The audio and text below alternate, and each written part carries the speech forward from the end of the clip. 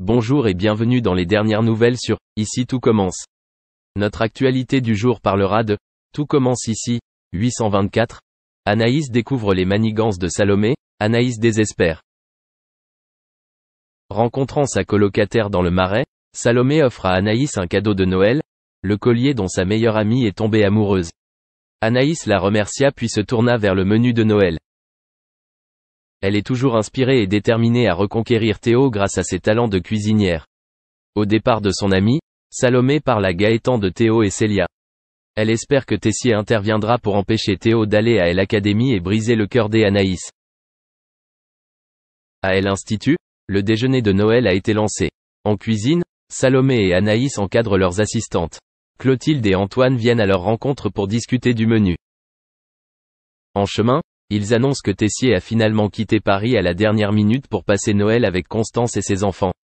Salomé a envoyé un message remerciant le réalisateur, tandis qu'Anaïs a enduré la déception. Salomé a retrouvé sa meilleure amie dans le couloir reliant la cuisine et le salon pour la réconforter. Anaïs est triste de ne pas avoir la chance de reconquérir son par exemple. Salomé répond qu'elle n'a pas besoin de Théo dans sa vie. Elle lui confie alors que le chef meilleur est intéressé par son idée de restaurant sur mesure et elle lui propose de venir travailler pour elle à Bordeaux. Toutefois, Salomé hésite encore, notamment parce qu'elle n'a pas encore discuté avec Gaëtan. De son côté, Anaïs a encouragé son amie à saisir cette opportunité. Dans la salle à manger, Vix est attablée avec sa mère, Hortense et Mehdi pour se reposer jusqu'à la fin de la cérémonie.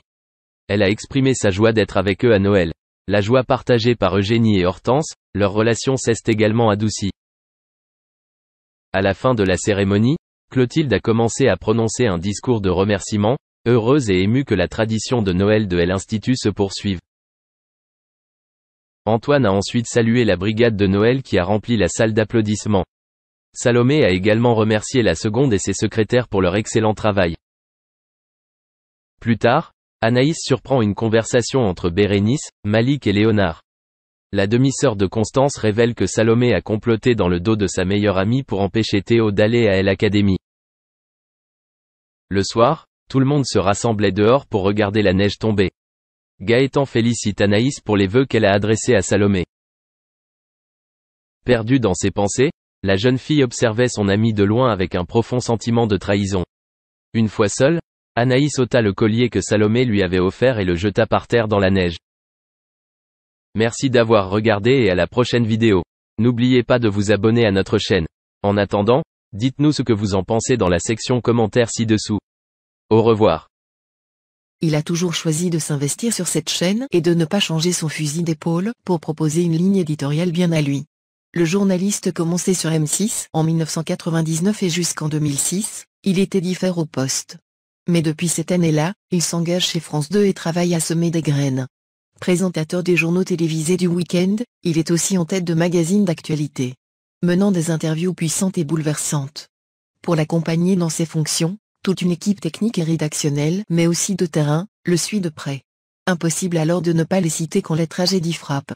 En effet, Laurent Delahousse considère que les médias sont une grande famille et la sienne se trouve précisément sur France 2 depuis près de 15 ans déjà.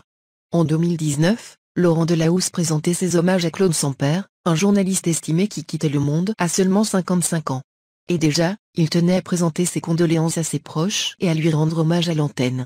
Ce 10 avril 2021, c'est un autre collaborateur qui rejoint les étoiles. Un ingénieur du son qui a collaboré avec Laurent Delahousse durant de nombreuses années. Lui rendre hommage était alors indispensable. À l'antenne, tout le public se joint ainsi à la peine du journaliste.